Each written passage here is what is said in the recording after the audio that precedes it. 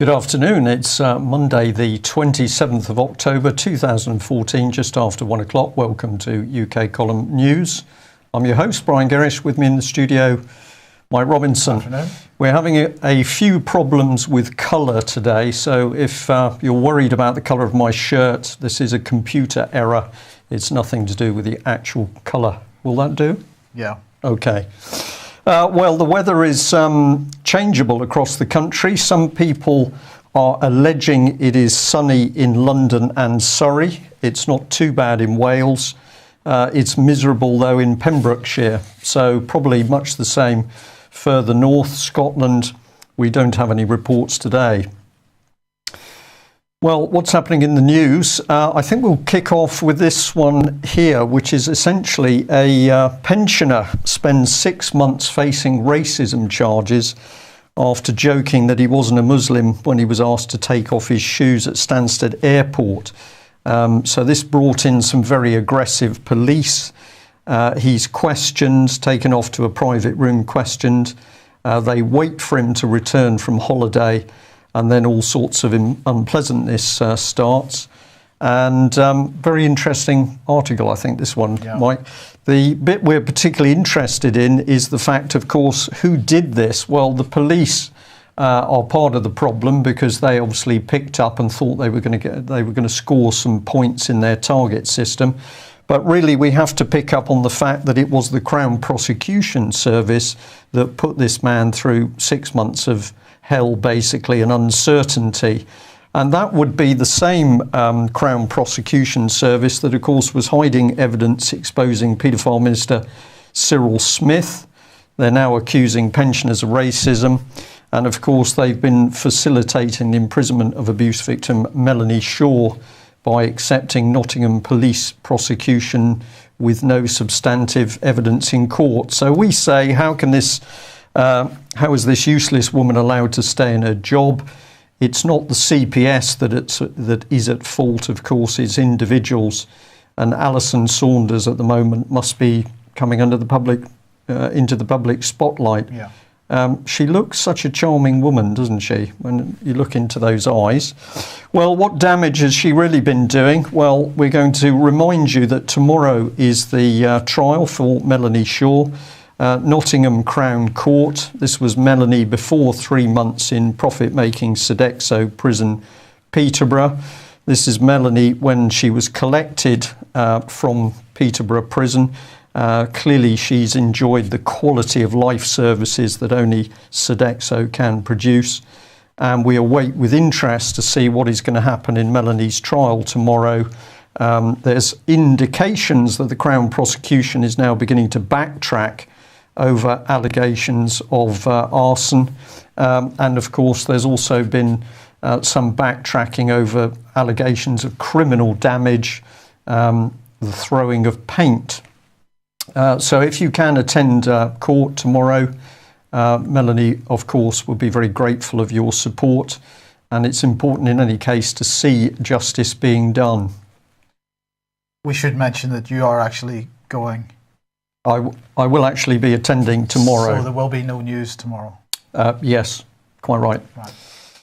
Well, here we are. Good news. Excellent news. The war in Afghanistan is over. 13-year war. That may be significant for some people. The flag has been lowered in a moving ceremony at Camp Bastion. And, well, we're going to have a little discussion on what has been achieved. So this is a comment from the Telegraph article. There are concerns about the future security of the country when the 37 billion security operation comes to an end. The headline was a war, Mike. So it's interesting that once we get into the article, it's a mere £37 billion security operation, which has resulted in the deaths of 800 members of the Afghan security forces just this summer in Helmand. Yeah, but let's not also forget 453 British servicemen and 7,000 injured. Absolutely. And 4,000 Afghani forces killed this year alone. Yeah. So we're just bringing this comment from the senior British officer, Brigadier Thompson. He said he's optimistic about this country. What we achieved is something that we can be proud about. The people voted and the Taliban have been marginalised. There's never an easy time to leave a country when you've been building an institution. This is a country that is a work in progress rather than a country that's been completed.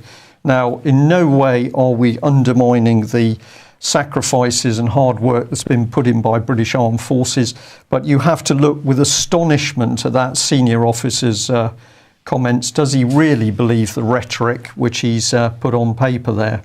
Well, indeed, and we have been warning for many years about what's actually been going on in Afghanistan, because effectively those people, those British servicemen that have made a sacrifice on the basis of a lie. Well, in 2010, we were pointing out that Afghani MPs were warning that British military personnel were involved in protecting the opium trade in Afghanistan. In fact, she was alleging that foreign forces present in Afghanistan were involved in the cultivation, production and trafficking of drugs. And so there's pretty strong words from her. So we were also pointing out that only 185 tons of opium were produced while the Taliban were in charge in 2001. But as soon as we went back in there with our military, of course, drug production surged to 3,400 tons annually. And it has only the situation has only got worse since. And we have highlighted this in recent weeks where, in fact, any kind of eradication program is just totally pointless. And so, of course, we were also pointing out that Britain's troops had been forced by Britain's politicians into the role of guardians of opium production. British troops were deployed in Helmand mainly, as we know, and it was in Helmand that the real increase of opium production took place. As I say, in 2004-2005, there were 72,000 acres of fields cultivating opium, and by 2008 that had risen to 250,000 acres, and it has risen every year since. And then in December 2010, WikiLeaks published a memo from the US government, the US Office of Drug Control Policy, and it was written by John Walters. It was actually written in 2007. He said that his memo was not to be seen by foreigners. It said ONDCP Director Walters met with COM-ISAF General McNeil in Kabul, and separately with RC South Commander Major General Van Loon, who's Dutch, in Kandahar. McNeil told Walters that there had been a lot of action on counter-narcotics but little progress. He was particularly dismayed by the British effort. They had made a mess of things in Helmand, he was saying. Their tactics were wrong and the deal that London cut on Musa Kala had failed. That agreement opened the door to narco-traffickers in the area, and now it's impossible to tell the difference between traffickers and the insurgents. Now, the Musa Kala deal that was mentioned in the memo was an agreement with the Taliban that British troops should pull out of key drug trafficking area of Musa Kala in Helmand. In return, the Taliban agreed not to attack international security assistance force troops in the region, but the result was that the drug traffickers had free rein to do as they wished. And then in an interview, a very interesting interview with the Australian magazine Profil on the 27th of January 2009, Antonio Maria Costa, who was until that point Executive Director of the United Nations Office on Drugs and Crime, said, in many cases, drug money is currently the only liquid investment capital to buy real estate. For example, in the second half of 2008, liquidity was the biggest problem the banking system had, and therefore the liquid capital of drug flows became an important factor. And this is exactly the point that we've been making, that the drug money, as a result of what's been going on in Afghanistan, is what has been keeping the financial system afloat. And he went on to say, with the banking crisis choking lending, these cash-rich criminal groups have emerged as the only source of credit. And that's basically what has come out of, how many billions did you say? 37 billion? 39 billion in, but we've got a lot of drug money coming out. So I think the whole Afghanistan operation clearly a success for the City of London. For the City of London. And we've just, as a final point in this, keep in mind for anybody that's... it's okay, Nick. Just keep in mind for anybody that's in any way sceptical about this drug money business, that the NHS is so short of opiates that we're now growing opium in fields in the UK, and yet we've just withdrawn from Afghanistan, where there's more opium available than anywhere else on this planet. So if we were there for genuine reasons, why are we not simply buying opiates from Afghanistan for the NHS instead of promoting heroin production? Yeah. Well, I think we know the answer to that one. Yeah. The aim is the drug money for the City of London. But of course, it's not working in the country, is it? Well, in fact, I should have been changing these slides. So just bring a few in, it's okay. Just move on. All right. So I'm done if you want to. Okay, we're there. All right. Well, we did this summary a little while ago, but we'll bring it back on screen because we think it still works. But what were these wars all about? It doesn't matter whether it's Afghanistan or it's Libya. The government, British government, creating unlawful wars using propaganda and lies. And this is what's happened. We're killing people. We're forcing the troops to work alongside people who are killing them. You're restricting the forces with rules of engagement that prevents them working properly.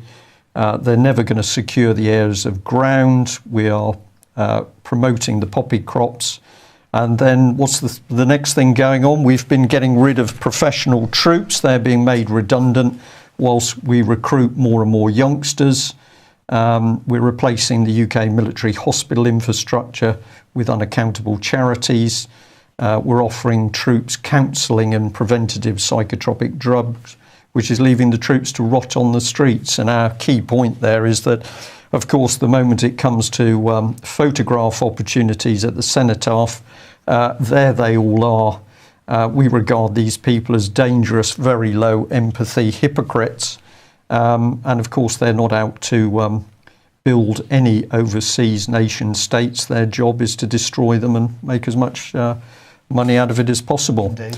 But we certainly know that the Conservatives are beginning to worry about the election because here we are, more disgusting photo opportunities by David Cameron, who's now been giving veterans of the Falklands medals after 32 years. Now, these medals, we can say, deserved by the people concerned because of the dangerous work they did clearing munitions and some particularly unpleasant work in clearing bodies and the dead.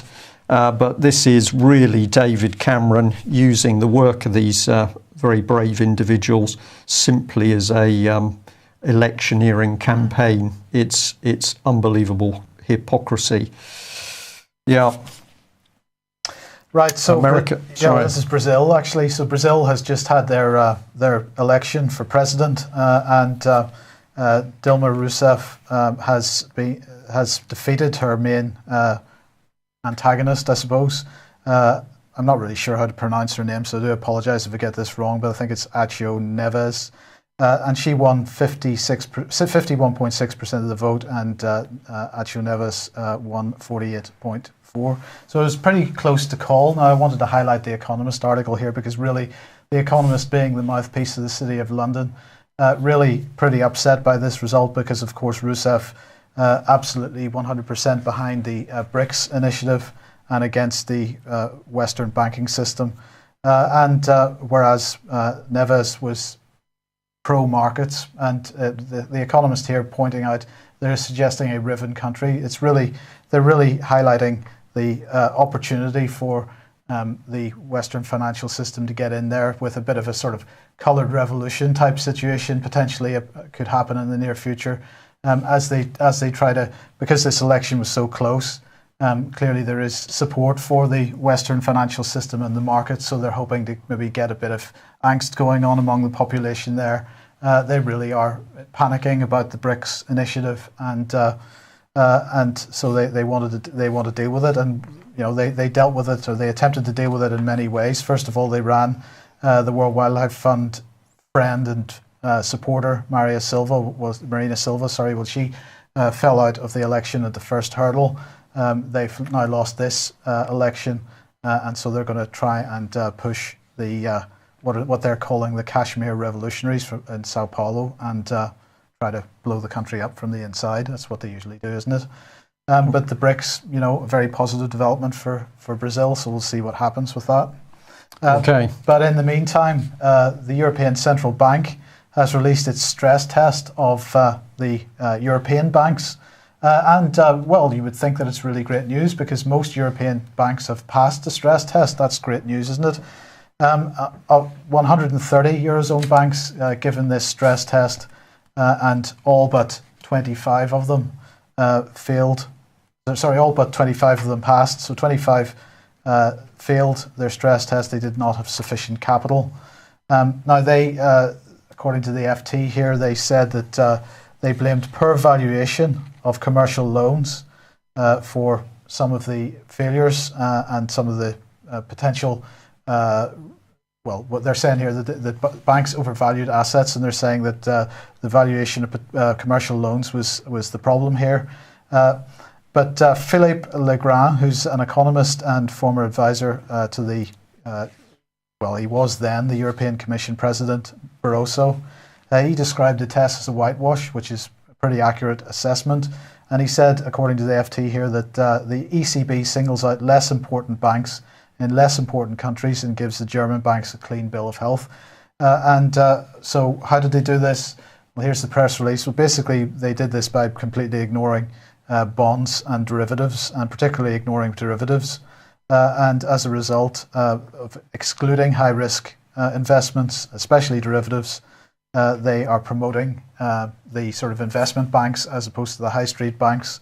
Well, they say all's well because only 25 banks are failing the test. But of course, if you don't actually count most of the risk, then the rest are bound to pass, aren't they? Well, you can fiddle it as you like. And the thing I like about this whole business is, of course, the European Union hasn't had any audited, signed-off accounts. I think it's for 18 years. And we've got Cameron and George Osborne expressing surprise that all of a sudden they've got a bill for an extra 1.9 billion euros, was it, or thereabouts. Can't understand where this has come from. Well, maybe you should try checking the fact that the European Union hasn't got any signed off audited accounts. So we're donating British taxpayers' money into a fraudulent organisation, the European Union. That must mean that Mr. Cameron and Osborne's are committing criminal offences, I would have thought. You would think.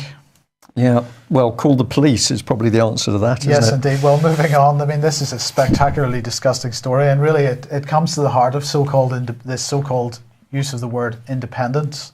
Of course, police and crime commissioners are supposed to be independent, and they're supposed to be acting as a watchdog for chief constables and the activities of the police.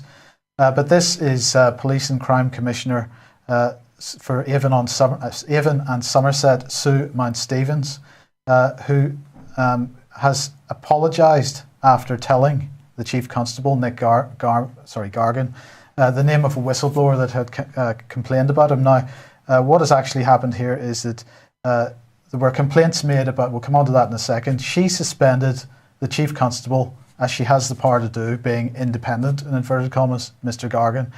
She suspended him on full pay of about £150,000 a year, and that came only just over a year after she appointed him in the first place. Now, he is alleged to have abused his position by making, quotes, inappropriate advances towards more junior staff, female staff within the force. And the complaints were made by 2 members of staff, but it's not, according to this report, it has not been revealed how many women in total have been caused problems by Mr. Garman. The IPCC has finished its investigation, and they've sent a report to Sue Mount-Stevens, and she's got to decide now whether there's a case to answer for either misconduct or gross misconduct. Now, during the investigation, the IPCC also discovered that Mr. Garman's computer, that there was information on that computer which may have put him in breach of the Data Protection Act, because he was apparently sending emails to third parties not on the police force, including personal information. So that's another investigation that's going on. And as I say, she has apologised to one of the women who made a complaint against the Chief Constable, because she allegedly, well, she did, it's not alleged because she's admitted it, she let this lady's name slip during a conversation with the Chief Constable. So I just thought I would read what she said about this because it's worth listening to. So in May 2014, I was made aware by a member of my team that someone had approached them and made a verbal complaint against Chief Constable Nick Gargan. During a subsequent conversation with Mr. Gargan, I was discussing a concern I had around how that individual was coping generally, and I mentioned that a complaint had been made against him by that person. At the time of the conversation, I was not aware of the full facts, which became apparent subsequently during the detail of the allegations being made and the request for whistleblower status.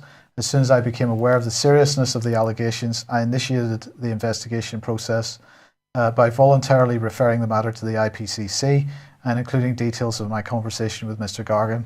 A complaint about the disclosure of the name was subsequently made to the police and crime panel, who looked into the matter and found I had made a mistake.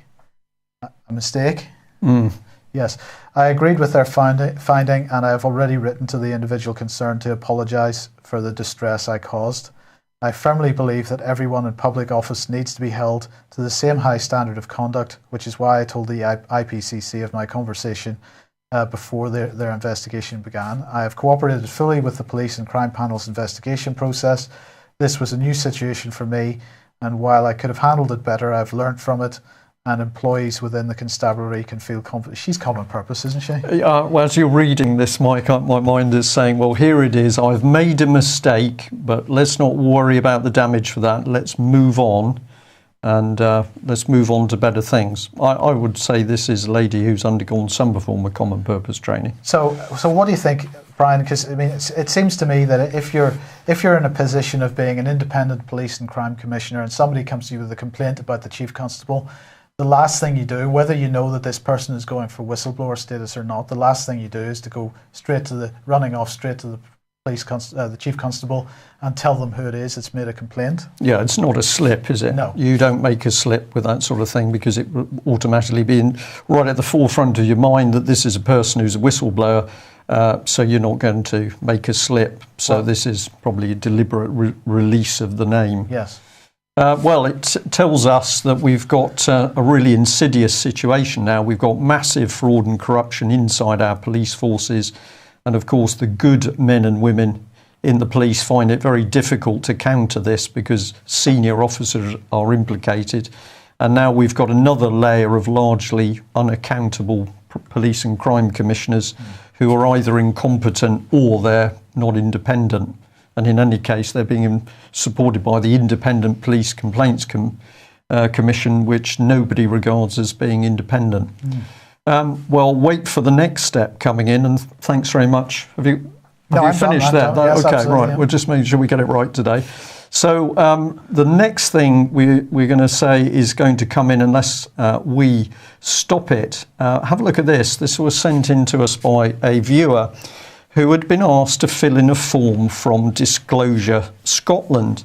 And the form was asking for a full disclosure of background history, court cases, convictions, etc.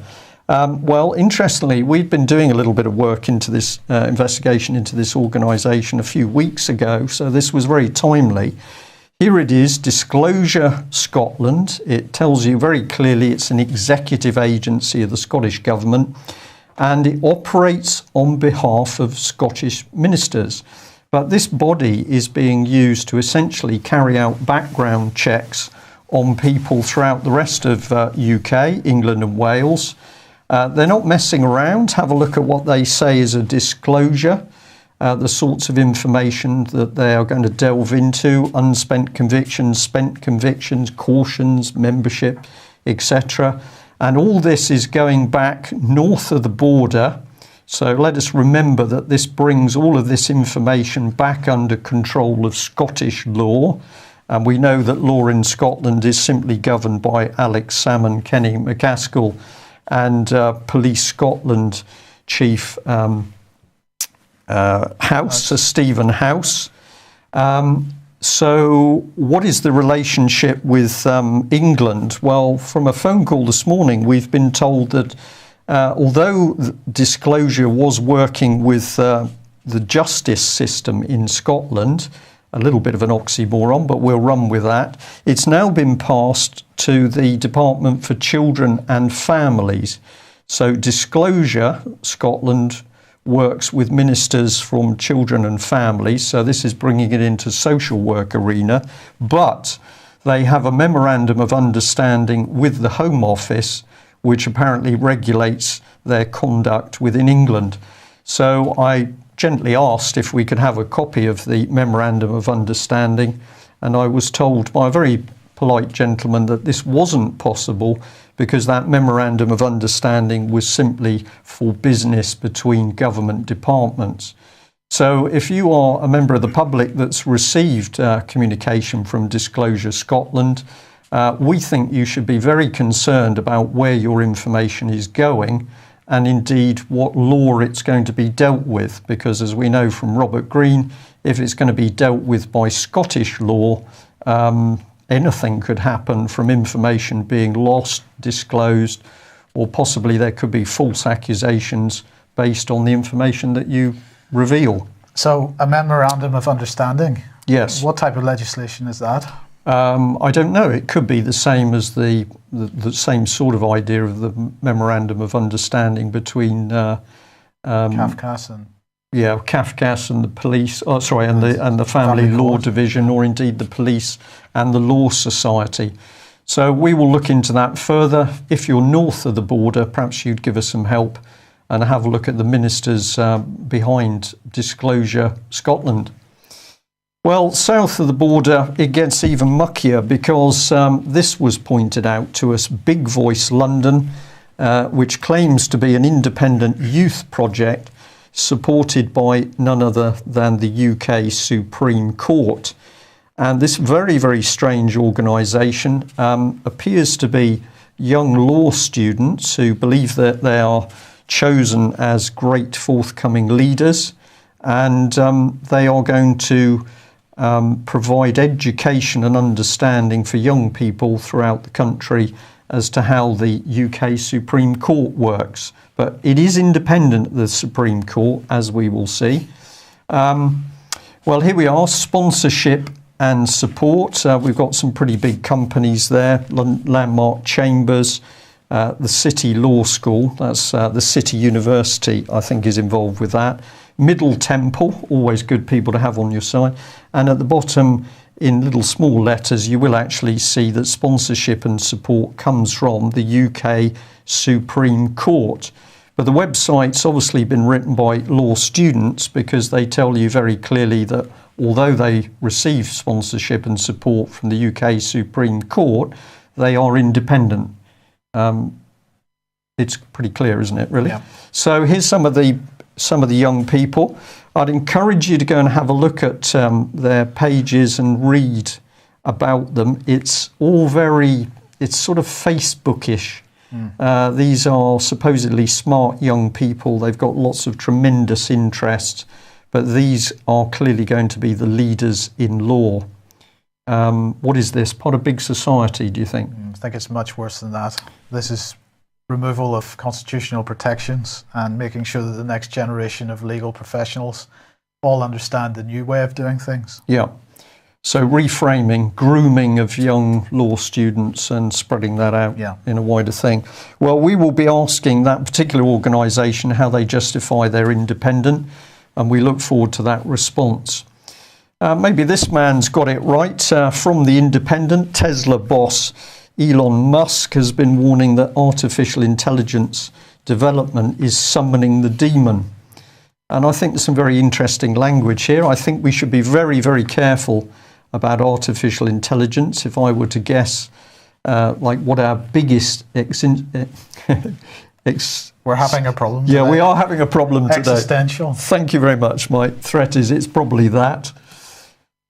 Been all right if we'd had a glass of wine or something, but we haven't. With artificial intelligence, we are summoning the demon. In all those stories where there's the guy with the pentagram and the holy water, it's like, yeah, he's sure he can control the demon, but it didn't work out like that. So very, very interesting language from this man. But I think there are many other people out there who would say, is it the intelligence, the artificial intelligence, or is the demon in the people developing the artificial intelligence? No idea. We could have a discussion on that. Yeah. Well, we're going to need the church to sort out the demons, so it's probably appropriate that Justin Welby has been admitting that child abuse has been rampant within the Church of England. And the Archbishop of Canterbury there describing the Church's failure to face misdeeds as inexcusable. So child abuse is a little bit of a naughty misdeed. This is what he actually said: the betrayal of Christ in such behaviour is complete. He's talking about child abuse. We've got a question: is this statement a statement of regret at betrayal of the Church? Or is it a statement that the abuse of children is the ultimate satanic act whereby the betrayal of Christ is complete? It almost is as if this man is making a congratulatory statement that if you abuse children, that's the ultimate betrayal of Christ. So I'm going to ask this question: is Mr. Welby a Christian? And of course, previous heads of the Church of England have been Christians and Druids, which leads us with some interesting questions. Child abuse must be Fiona Woolf then. Poor old Fiona Woolf, still under pressure. She's going to face a second grilling, according to the Telegraph, from MPs over links to Leon Britton. I'm not going to bother with this article. It's just more of the same dross. And at the end of the day, what they are trying to do is to make sure that this inquiry never gets started. And they're going to do that by putting people in at the top who are just unacceptable to anybody with any common sense. And they're going to continue grilling this and future heads of this inquiry until people forget that the inquiry is even there. And I'm just going to use this opportunity once again to say what we need in this country is the return of grand juries. Forget about this judge-led. There is no independence in any of these people that are being chosen to lead these inquiries. There's no independence with Leveson. There'll be no independence with this. No independence with Butler Sloss. There'll be no independence with Wolf. So we've got to stop this nonsense and return to the idea of having grand juries, 25 people with investigatory powers. This process worked for hundreds of years. It can work again. And it was only a matter of convenience that they removed them at the time of the First and Second World War, when they felt that people were better off going off to die in Europe than to sit on grand juries in this country. So there's no real reason. It's still law. There's no reason why they couldn't be a new grand jury couldn't be initiated today to deal with this issue. But the fact of the matter is that unfortunately Cameron, Clegg and the rest do not want this inquiry to get started, and they're going to continue to faff around with this nonsense about various heads of the inquiry until when? Forever. Forever, if they can do it. Nick, if you just pop that slide back up on screen, I just wanted to comment on the lovely dress and regalia that Fiona Woolf is wearing there. Remember, of course, this woman says she is not establishment. She's just a totally ordinary person, just like one of us. Well, of course, the man who assists her in that sort of gear, and apparently goes shopping as well to make sure that she's bought the right stuff, is her steward. That's the name apparently in the City of London for a butler, but the Lord Mayor's steward, Colin Tucker. You can go to BBC London Digital there and have a listen to this little recording when he talks about looking after Fiona Woolf and the families, just like everybody else. Yes. So if you're having trouble with your butler at home, we get a few problems. They don't seem to do everything you require of them. Indeed. Constantly want more money. But if you are having trouble with your butler, get in touch with the UK column and we'll pass the message through to Colin Tucker for some advice. We can all become ordinary. Well, maybe there are one or two law firms that are beginning to see through the nonsense. We will say maybe they're not there for the money, because money being withdrawn from child abuse cases. But we've got Lee Day law firm here with Alison Miller, who's really saying it as it is. She's saying that Woolf is there simply chosen because the Home Office considers her to be a safe pair of hands. So if you read this Guardian article, you'll see this lady is saying that this is a complete farce in the inquiry, and the she calls them the abuse survivors that she's dealing with, are all saying that this is a complete cover-up. Well, we also reported this on the 23rd. We pointed out that sitting on Fiona Woolf's panel was .com Children's Foundation, and we highlighted that, of course, Mr. Tony Blair was involved. We also said that here they are promoting role models for very young children. Just highlight Tony for you there. So we broke the news that this very interesting charity had been pulled in by the Home Office and Fiona Woolf. And of course, the connection was not only through to Tony Blair, but his daughter, Catherine Blair. So very interesting to see that the Mail on Sunday ran a major story featuring .com Children's Charity, and something really quite sinister here. They said that they had been warned off speaking to one of the other panel members, an abuse victim himself. They'd set up an interview, and suddenly they get a call from a Mr. James Saville, who says the interview's off, and if you mess us around, we're going to report you to IPSO. So I think it was a lady journalist from the Mail, absolutely warned off by a man, James Saville, who claimed that he was working for the Home Office. But when the Mail then contacted the Home Office, they said, no, this man is working for .com Children's Foundation. So we're already getting the mainstream press being warned off of digging too deeply into Fiona Woolf's transparent cover-up. We just give this man a mention. Sorry to bring him on screen. But this is an old article, but let's remind ourselves that David Cameron, he is part of the cabal organising this cover-up of child abuse by Westminster and the establishment. And yet here he was saying, well, trust servicemen children with me. We will look after them. Maybe he's going to leave them in the pub or something. Maybe he'll leave them in the pub. Yeah, it was his daughter, wasn't it? But social services never got involved with that. Can we trust Mr. Cameron? We don't think so, unless you need a good war overseas when unlimited money and ramp up the deaths, get the drugs in, and general trouble. We need a solution, don't we? Yes, but before we mention the conference, just to say that the Crane Report tonight, 7:30, Ken O'Keefe is confirmed as Ian Crane's guest. Lots of people watching this probably know who Ken O'Keefe is, but he's an activist, former US Marine, now widely regarded as one of the most active and outspoken campaigners on behalf of Palestinian people, and he's raising awareness of the global corporate hegemony. He's returned from participating in the New Horizons conference in Tehran, and he's going to be sharing insights on the programme tonight. So join us at 7:30, and of course we'll have Fracking Nightmare on at 9 o'clock as usual. Let's not forget the conference on Saturday. Starts, basically doors will open, I suppose, at sometime after 9 in the morning. We're aiming to start for 10. We'll have speakers speaking until 6 p.m. on the Saturday.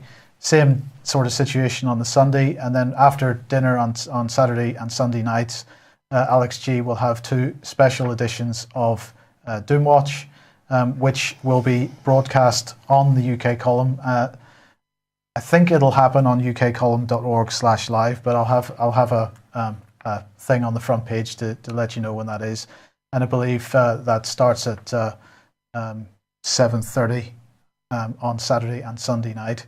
And so there's other stuff going on in the evenings as well. So really a packed day on both days.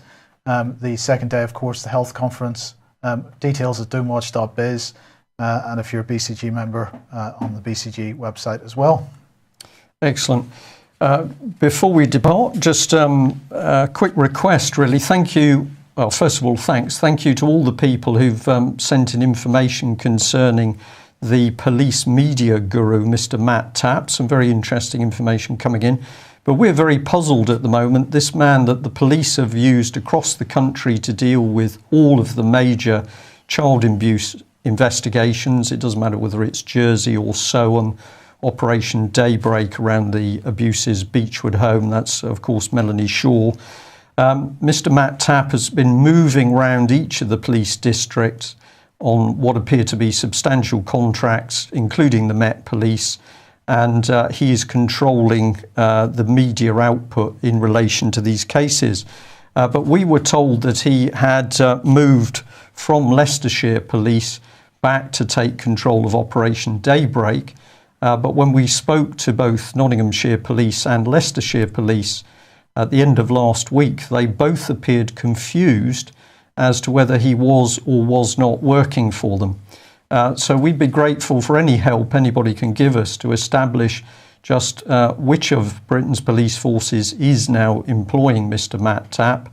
And we'd also like to know if he is being used as the media spokesperson for Operation Daybreak under Nottinghamshire Police. Very intriguing situation, Mike, that you have a man who's appointed to deal not only with the media but also with the wider general public over matters to do with child abuse cases. And when you speak to the police, they seem to get rather reserved. Not really sure whether he works for them or not.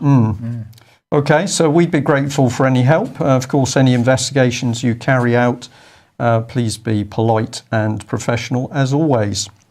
Well, there we are, a little bit of a staccato show today. I think it was due to the glare of my shirt. I'll deal with that in future. Thank you very much for joining us. We'll be back same time tomorrow. No, we won't. No, we won't. We will be back on Wednesday. Carry on as you begin, I suppose. And if anybody's in the Nottingham area and you can get to court for Melanie Shaw, please be there. Thanks very much. Bye-bye. Bye-bye.